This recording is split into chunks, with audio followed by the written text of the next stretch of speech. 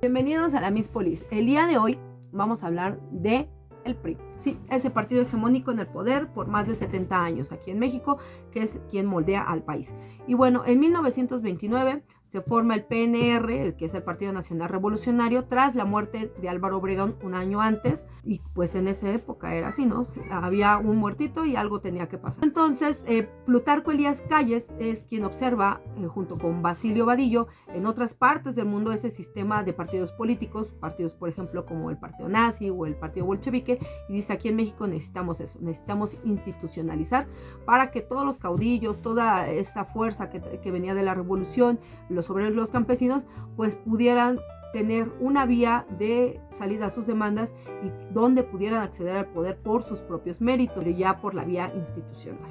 Pero bueno, eso solo fue una buena intención, ¿no? Crear un país moderno, libre, democrático, que cuidara de sus ciudadanos y de sus intereses. Bueno, en 1939 este partido se refunda, ya en manos de Lázaro Cárdenas, porque el jefe máximo agarró y hizo suyo esto, ¿no? Incluso Daniel Cosío Villegas lo dice así, ¿no? Que pareciera que aprendimos muy bien de Porfirio Díaz y que ahora es porfiriato lectivo, ¿no? Y sexenal que se va llevando ahí.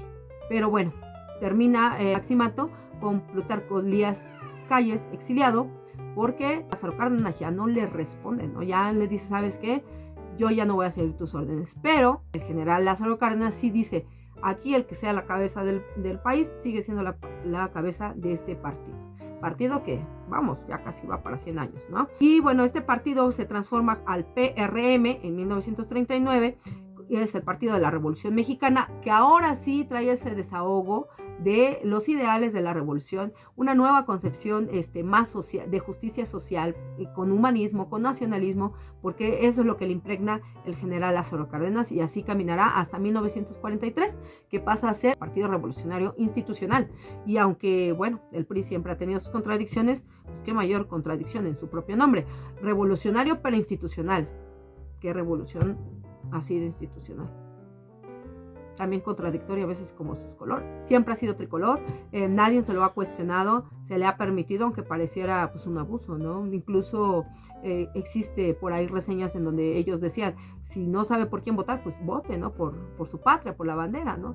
Haciendo artimaña del poder. Y bueno, vamos a ver que al final del día el tema del partido político, por supuesto, tiene mucha fuerza. Es así como llegamos a las primeras elecciones, por ejemplo, con José Vasconcelos, que se quedó con un 6% de votación, aunque era muy conocido, contra un Pascual Orozco Rubio, que pues ni lo pelaban, ni lo conocían, ni sabían, pero se llevó el 93.6% de la votación. Un general Lázaro Cárdenas con un 98.1%, que es de las elecciones más exitosas de este partido. Y así es como va avanzando. Pero a pesar de que se desmilitariza, se vuelve más civil, y hace políticas incluso para que puedan coexistir otras fuerzas políticas como partidos, que esto fue como mera soberbia y decir: ay, nadie más me puede llegar, ¿no?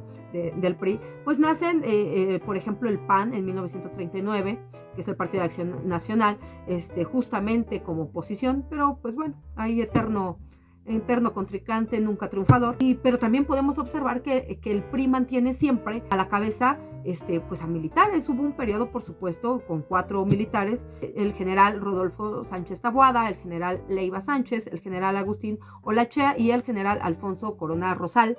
Y pues es así, ¿no? Que cae siempre en esas contradicciones el partido, diciendo que somos muy institucionales, que somos muy civiles, que le damos al grueso de la población voz y voto, pero en su vida orgánica eso no es real, ¿no? Aquí nada pasa si el presidente máximo no dice, no da las órdenes y no pone el dedazo. Eso es algo muy sabido de la historia del PRI en nuestro país. Y es así como llega a 1988, ya una parte de que, aunque en su madurez, entre los 1946 a 1966, pues el PRI se mantiene y todo, con movimientos como el 68 empieza a desplomarse. ¿Por qué? Porque aquí, si tú no entras sus ideas, pues te mandan a acribillar, te mandan a golpear, y es como vemos masacres, ¿no? A lo largo del país la sociedad empieza a despertar, por supuesto, ya son gente más capacitada, ya el grueso de la población deja de ser analfabeta y empieza las luchas internas por el poder, empiezan a crearse partidos. La ley de 1977 permite que se creen nuevos partidos y es así como, sí, se originan, pero quedan como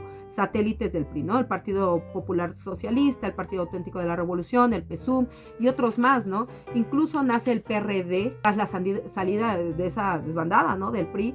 ¿Por qué? Porque empieza la era del neoliberalismo y ahí es cuando chocan. Ya no están esas ideas heredadas de Lázaro Cárdenas, del nacionalismo, del humanismo, de la justicia social y ahora se da, ¿no? El tema de las libertades sociales y de la libertad política y demás. Se empieza a crear, por supuesto, también el Instituto Federal Electoral, el ANTESIFE, para empezar a tratar de llevar a cabo la democracia en México, porque había exigencia del exterior, ¿no? Porque si nos prestaban dinero, pues también querían que hubiera democracia en México, ¿no? O que se viera que había desarrollo y crecimiento. Empiezan a crearse las figuras de los plurinominales, por ejemplo, con Miguel de la Madrid, que habían amenazas, ¿no? Tensión en el sistema y podían crearse nuevas crisis dentro, y eso es lo que ellos querían evitar. Vemos que obviamente no lo logran, empiezan a tener ya esos quiebres. Lo vemos, por ejemplo, con el fraude de 1988, a la cabeza Salinas de Gortari. Lo vemos también con el otro muertito, asesinato de Luis Donaldo Colosio. Yo era muy niña en aquel entonces y lo tengo en la mente. Empezamos a ver ya un PRI